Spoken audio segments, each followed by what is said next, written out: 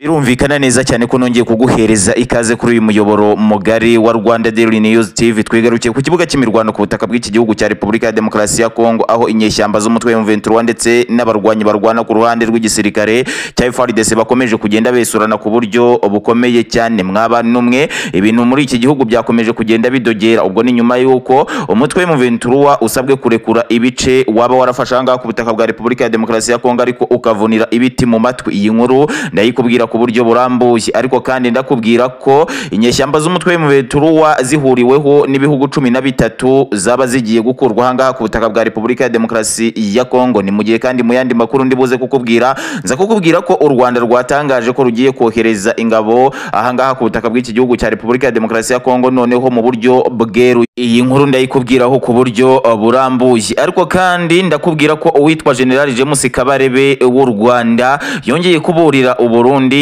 bushaka kugaba ibitero ku butaka bw'u Rwanda. Iyi nkuru nayo ndayikubwira ku buryo burambuye. Noneho rero mwokagira Imana mwe, ni munyemerere tugaruke ku makuru yacu y'uyu munsi wa kabiri ku itarike 26 kwezi kwa kabiri umwaka wa 2025. Nongeye kwisuhuriza abanyarwanda mudukurikiye muri hano mu Rwanda, nongere kusuhuza abarundi mudukurikiye muri mu gihugu cy'u Burundi, ariko kandi ntabwo narenza ingohe abantu badukurikiye muri mu burasirazuba bwa Repubulika ya Demokarasi ya Kongo, aho Igoma ndabasuhuje cyane. Mwokagira Imana mwereka nsuhuza abantu mudukurikiye muri Leta Zunze Ubumwe za Amerika ndetse n'ahandi hose ku isi. Ni munyemerere amakuru yacu nyagarukeho ku buryo burambuye. Nama mbibabwira jewe ubu ukomeje kugenda ubategurira aya makuru, akabiri nanjye ukomeje kugenda uyabagezaho. Nitwa Mr Kenzo, mbahaye ikaze. Reka duhere ahangaha ku nyeshyamba za M23 zikomeje kuvunira ibiti mu matwi mu gihe ziri kubwirwa ko zigomba kuva ku butaka bwa Repubulika ya Demokarasi ya Kongo zikarekura ibice byose zaba zarigaruriye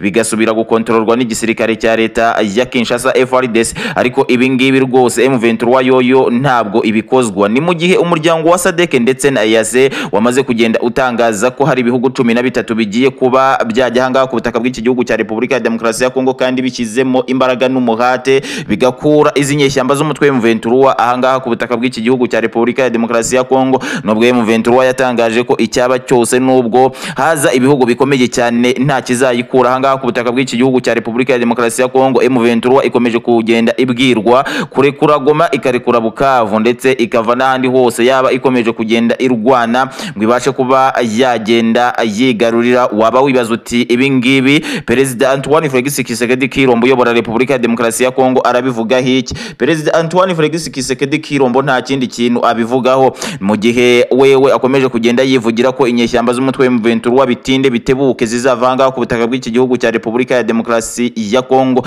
Nta wamenya neza icyo uyu mugabo Antoine Felix Tshisekedi Tshilombo yiringiye, ariko wewe icyo yama avuga nuko avuga ko bitinze bitebutse iki gihugu cy'u Rwanda ndetse n'ingabo zacyo M23 bazirukanwa ahangaha ku butaka bw'iki gihugu cya Repubulika ya Demokarasi ya Kongo, kandi bakahava nabi. Nyuma y'ibyo byose bakagenda bahabwa ibihano, bakagenda baryozwa amaraso y'inzirakarengane bamenye ahangaha ku butaka bw'iki gihugu cya Repubulika ya Demokarasi ya Kongo. Ngayo nguko iyi nkuru ni mureke tuyiveho, ahubwo twigire kuri iyi nkuru ivuga ko u Rwanda rwatangaje ko rugiye kohereza ingabo mu burasirazuba bwa Repubulika ya Demokarasi ya Kongo, noneho byeruye ku buryo bw'umugaragaro. Abakurikiranira bya hafi intambara yaha mu burasirazuba bwa Repubulika ya Demokarasi ya Kongo bavuze bati u Rwanda noneho rugiye kohereza ingabo zarwo ahangaha ku butaka bwa Repubulika ya Demokarasi ya Kongo. Abangaba kandi bongeye no kugenda bavuga bati erega u Rwanda ntabwo rwigize rureka kuba rufite ingabo ahangaha muri iki gihugu cya Repubulika ya Demokarasi ya Kongo, ahubwo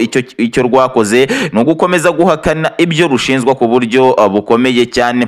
U Rwanda rero rwafashe umwanzuro, uyu mwanzuro ruwufashe nyuma y'uko Uganda nayo yari yafashe uyu mwanzuro wo kuba yamanuka ahangaha ku butaka bw'iki gihugu cya Repubulika ya Demokarasi ya Kongo. Ariko ku munsi w'ejo hakaba haririwe amakuru avuga ko Uganda yaba iri kugambanira izi nyeshyamba z'umutwe wa M23. Ibi ngibi byanatumye kandi u Rwanda ruhita rutangaza umwanzuro w'igitaraganya ruvuga ko narwo rugiye kuba rwakohereza abasirikari barwo ahangaha ku butaka bw'iki gihugu cya Repubulika ya Demokarasi ya Kongo. Noneho intambara rero yaba igiye kugenda itangira bushya, iyo twamaga tubona yaba atari intambara. Noneho rero reka nkubwire ngo mu gihe u Rwanda ruzaba rugeze ahangaha ku butaka bw'iki gihugu cya Repubulika ya Demokarasi ya Kongo, uwitwa Antoine Felix Tshisekedi Tshilombo yazavuga ati iryo navuze riratashye, u Rwanda ni nirwo rukomeje kugenda runsenyera ahangaha ku butaka bwa Repubulika ya Demokarasi ya Kongo. U Rwanda nirwo rumariye abaturage, u Rwanda nirwo rumariye amabuye y'agaciro. Mwokagira Imana mwe, aya makuru nayavuyeho murabyumva neza, ahubwo nigereye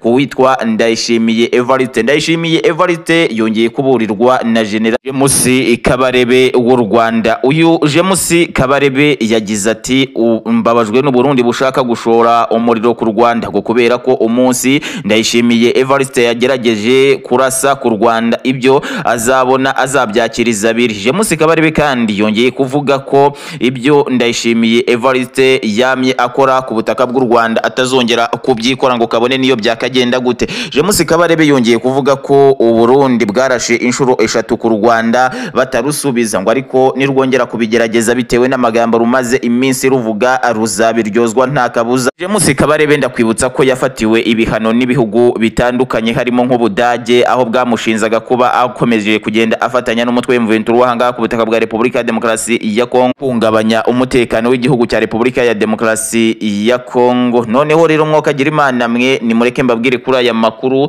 mbabwira ko nyuma yuko abanyarwanda bari mu Bwongereza bari bamaze kugenda basaba u Rwanda ko rwagakuye ingabo ahangaha ku butaka bwa Repubulika ya Demokarasi ya Kongo, Ubwongereza nabwo bwamaze kugenda bufatira ibihano igihugu cy'u Rwanda. Ubwongereza bwavuze ko u Rwanda rugomba kuba rwavanga ku butaka bw'iki gihugu cya Repubulika ya Demokarasi ya Kongo, cyangwa se rukagenda rubona bibi rutigize rubona ahangaha ku butaka bw'iki gihugu cya Repubulika ya Demokarasi ya Kongo. Reka nsoreza ahangaha amakuru nari naguteguriye muri iki gitondo, gusa nkubwira ntikomeza gukora subscribe, ukomanting, uriking kugira ngo amakuru yacu akomeze kugenda akugeraho 5 kuri 5. Jewe uba waguteguriye aya makuru akaba ari nanjye uba ukomeje kugenda uyakugezaho. Unyite Mr Kenzo, ndagushimiye. Nyagasani Uwiteka Imana nakomeze